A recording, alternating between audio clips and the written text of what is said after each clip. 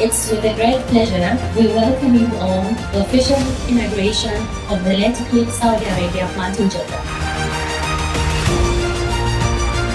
Mr. David Roper, Chairman of the Board, LATICRETE. Mr. Khan, your presence adds immense significance to this occasion. To the backbone of LATICRETE Middle East, my team. This would have not happened, this wonderful team around me. We're not building products alone, we're building blocks for a strong, sustainable future. It takes a long time to grow a tree. We planted the seeds, but now it's time to gather the fruit.